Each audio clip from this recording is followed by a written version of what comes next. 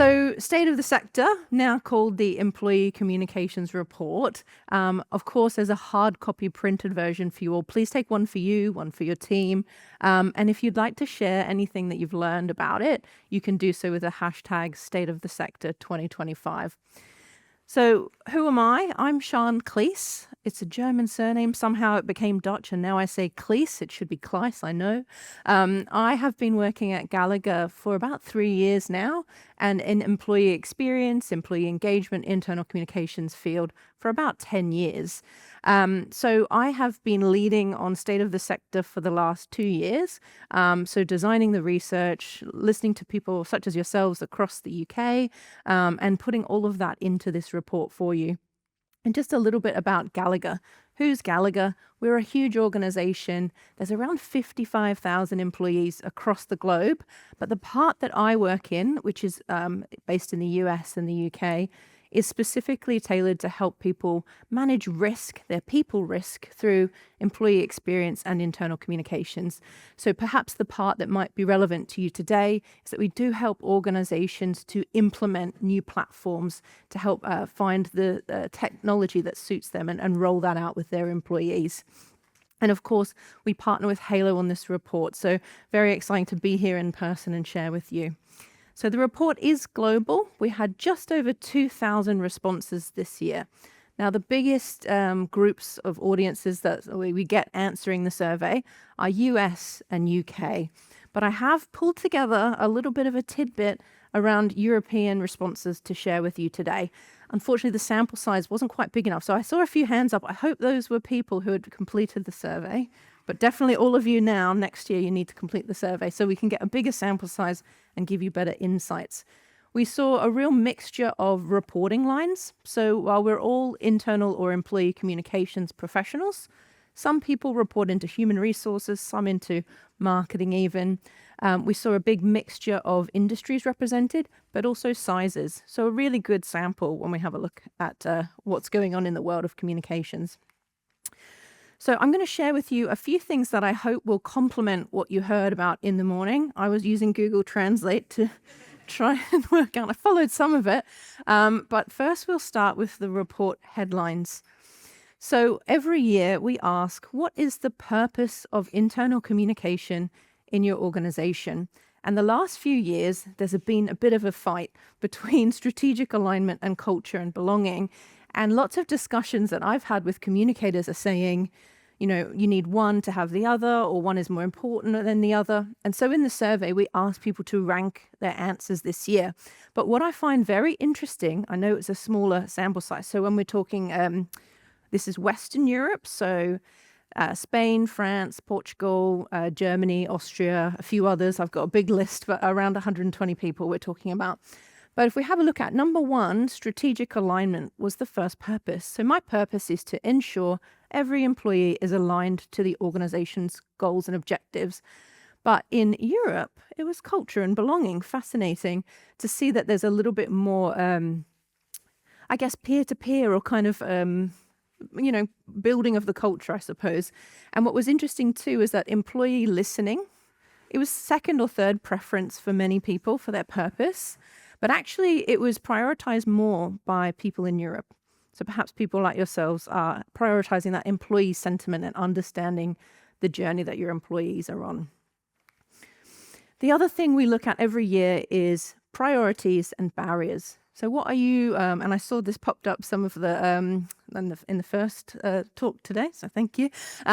Some of the priorities for this year, engaging teams on purpose, strategy and values, which makes sense. If your purpose is to create strategic alignment, then you're probably going to engage teams on that purpose and that strategy.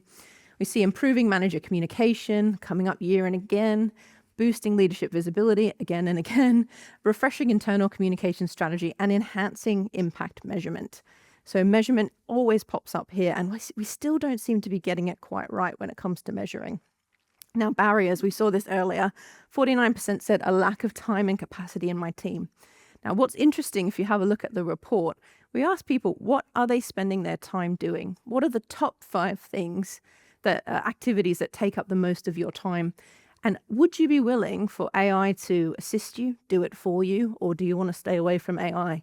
And actually, there's a real potential for AI to help here, but not a lot of appetite. So many communicators may be shying away from the efficiencies that AI can bring. Now, change fatigue was a new barrier in the list this year, and it came straight up to number 2. So 44% of communicators said employees are sick of change.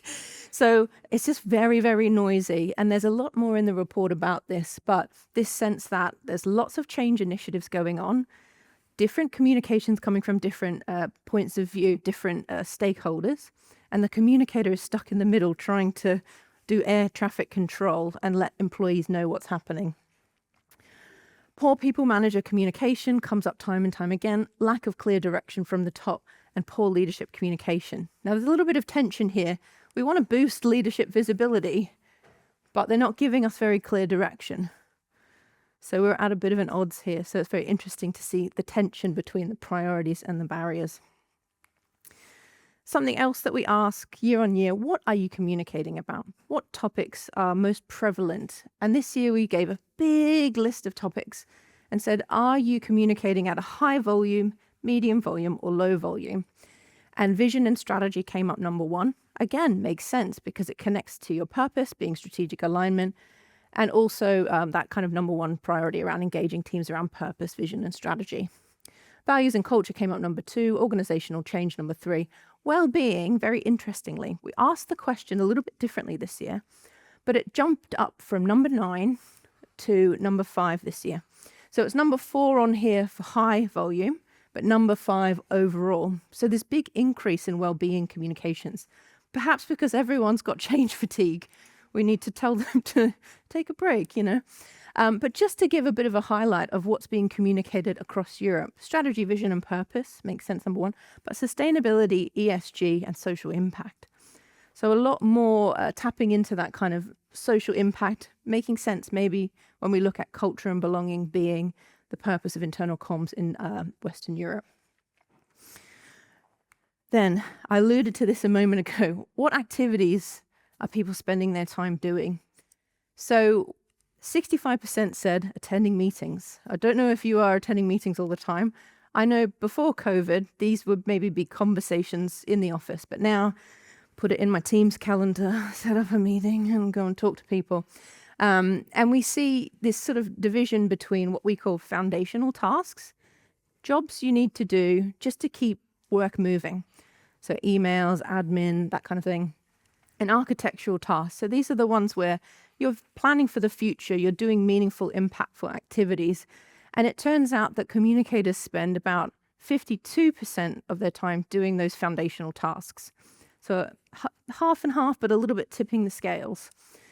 But when we look at what are Western Europe doing with their time, the number 1 activity was content creation.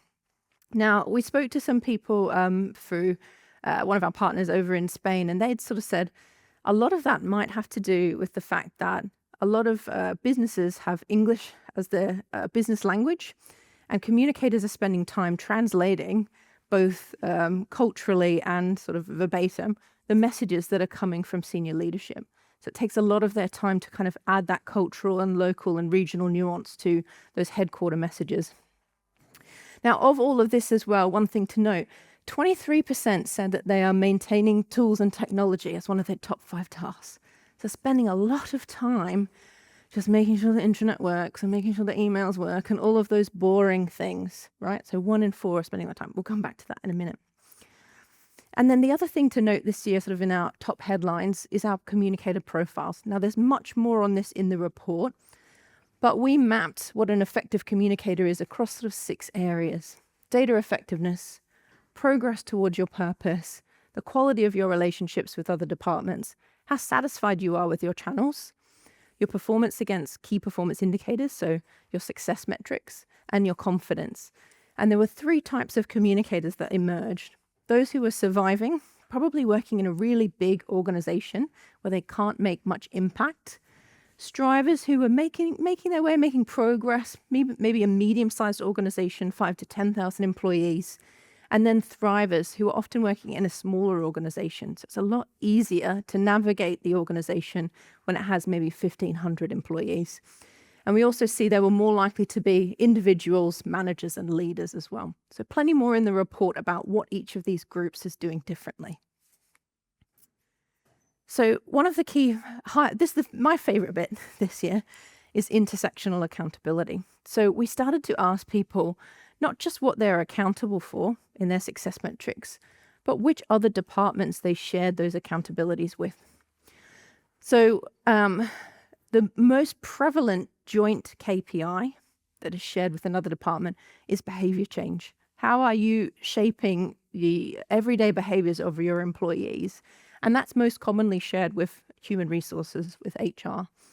We also see employee engagement coming in there number 2. This one's very strange for me. And if anyone has an answer, I'm still seeking it.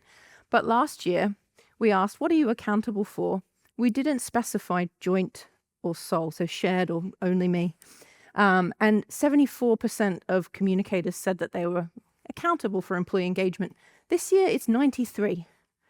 So a 19% increase on people who said they were accountable for employee engagement. I don't know what's happened there. A bunch of communicators said, yes, me please, I'd like to be part of that KPI.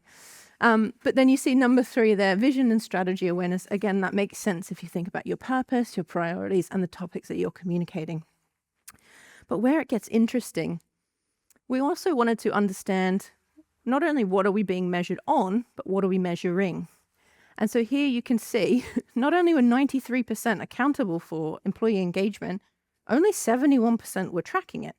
So there's a gap between what I'm accountable for and what I'm keeping tabs on. What am I actually checking on? The other thing that was also interesting was that 56% of communicators had some accountability for employee retention. And I know we were talking about this a little bit earlier today, but only 40% of communicators were tracking that.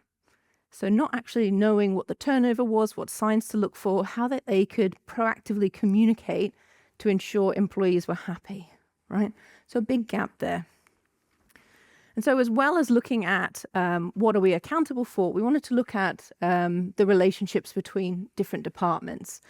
So we asked communicators, is your relationship obstructive, transactional, or collaborative? That's over here. And are you meeting like never to all the time? And what we found was that the average communicator, well, they have 7 KPIs. 6 of those are shared with other departments.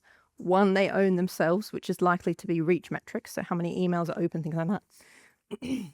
They shared 5 on average with HR, 3 with the most senior leadership, so CEO, CFO, CTO, LMNOP, and then through down to IT. Very sadly, information technology and internal communications, IT, IC, maybe don't have the best relationship. So this was the most obstructive relationship. Only 8% said it was obstructive, but the most obstructive relationship. And we wanted to see if the more you meet a department, does your relationship get better?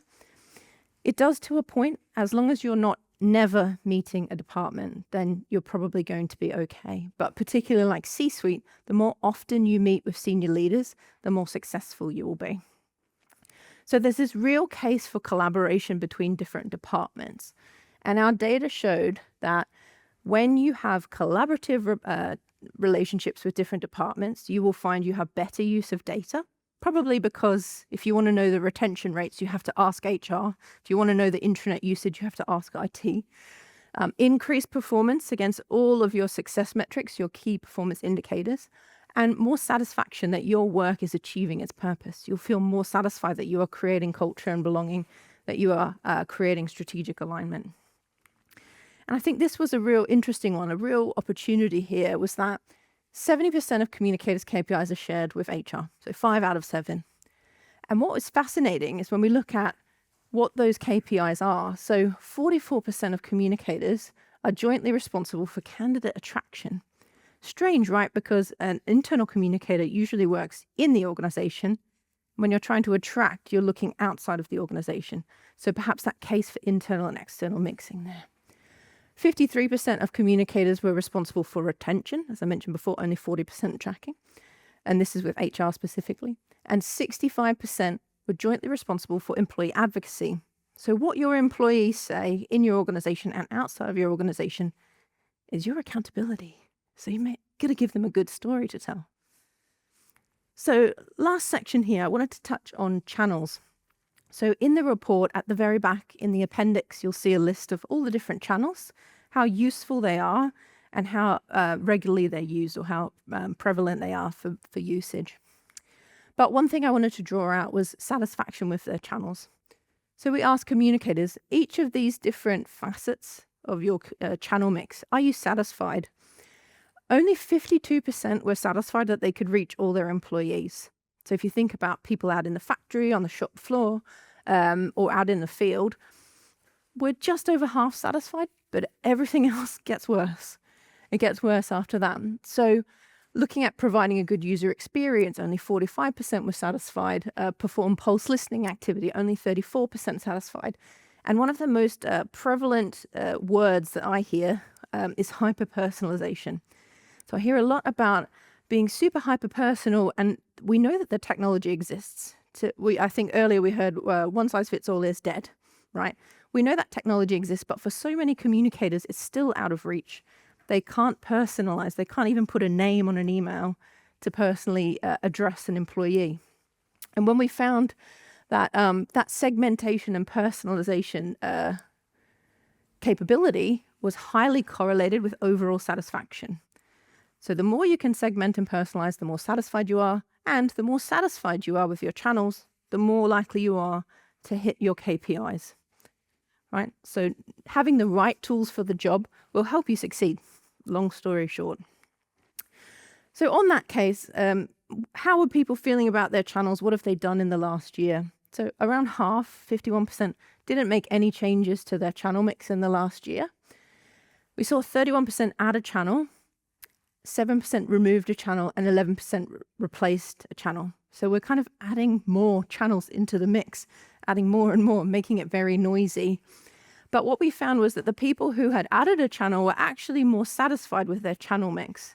And we said, of your team, who makes those decisions around channels? And we found that 71% of communicators said, I do. I help make those decisions about what channels we're going to have. 37% said the most senior leadership, C-suite, 31% IT, and 30% HR. So that IT in the circle down in the corner where there was not a very collaborative relationship, we need to work on that, because the more we can work on it, the more we can get our way when it comes to channels, and we can get the right tools for the job and stop spending all of our time maintaining those tools and channels with a much easier to use platform. So finally, key takeaways. 2 things to remember from the report, and there's more in the report that explains this. So hard data. What do I mean by hard data? Metrics, measurement, the right measurement, being able to curate the reports that you're sharing with leadership. So not just here's a printout from the thing and giving it to a leader. You need to add your expertise. What do you know about these numbers, and what can you share? And finally, soft skills. So I don't know if it translates, but these interpersonal skills, the more you can collaborate with other departments, the more successful you'll be. So while lots of time we think about communication with a capital C is my profession and what I'm sending to employees, but small c is how I deal with others one-to-one. If you can get that soft skill right, you'll be much more successful. So the 2 big takeaways are get your measurement and metrics right, and be nice to people. Get in with them and sort of find out what their challenges are and see if you can help them to deliver for the organization. So that's everything. That's it.